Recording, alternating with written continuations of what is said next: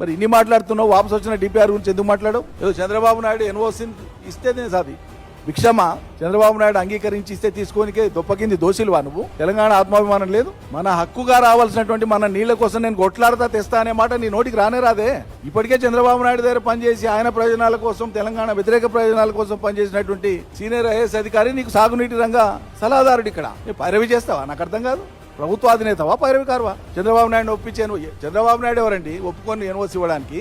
తెలంగాణ ప్రజల హక్కుభుక్తం ఇది. నీటి లెక్కల ప్రకారంగా, ఆమోదించబడిన సూత్రాల ప్రకారంగా, జాతీయ అంతర్జాతీయ సూత్రాల ప్రకారంగా పాలమూరుకు కృష్ణాలో ఎన్ని నీళ్లు రావాలనో అన్ని నీళ్లు రావడానికి మనం ప్రయత్నం చేస్తాం. ఇప్పుడు ట్రిబ్యునల్ జడ్జిమెంట్ కోసం ఉంది. ట్రిబ్యునల్ తీర్పు త్వరగా వచ్చేటందుకోసం ఎందుకు ప్రయత్నం చేయవు? కేంద్ర ప్రభుత్వం దగ్గరికి పోయి ఎందుకు ఆ ప్రయత్నం చేయరు? మేము చేసుకొచ్చినా ఎన్ని ఇక్కడ దాకా చేసుకొచ్చినాం. నువ్వు ముందరికి తీసుకుపోకపోగా ఇలా ఆంధ్రప్రదేశ్ ప్రభుత్వం ఆటంకపరుస్తుంటే నువ్వు చూసుకుంటా కూర్చుంటున్నావు. ఇది ప్రశ్నించేటోళ్ళు లేరని గాలి మాటలు మాట్లాడుకుంటా, గాలి తిట్లు తిట్టుకుంటా, గాలి రాజకీయాలు మాట్లాడుకుంటా ప్రజల జీవితాలకు సంబంధించినటువంటి అంశాలు స్పృశించవా?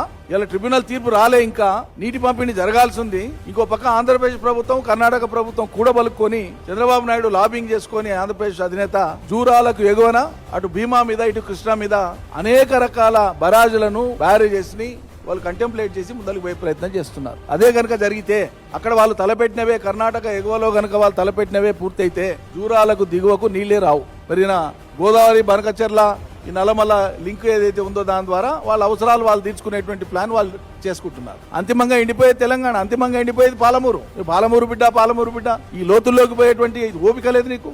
ఆయనే చెప్తున్నాడు 16-17 నుంచి జడ్పీటీసీ నుంచి, ఎమ్మెల్సీ నుంచి, ఎమ్మెల్యే నుంచి, అదేది ఎంపీ అయినాక, ఇప్పుడు ముఖ్యమంత్రి అయినాక నాకు ఇప్పుడిప్పుడు ఈ విషయాలు తెలుస్తున్నాయి అంటున్నాడు. అంటే తమరి శ్రద్ధ దేంట్లో ఉందో తమరి శ్రద్ధ దీన్ని బట్టి అర్థమవుతుంది.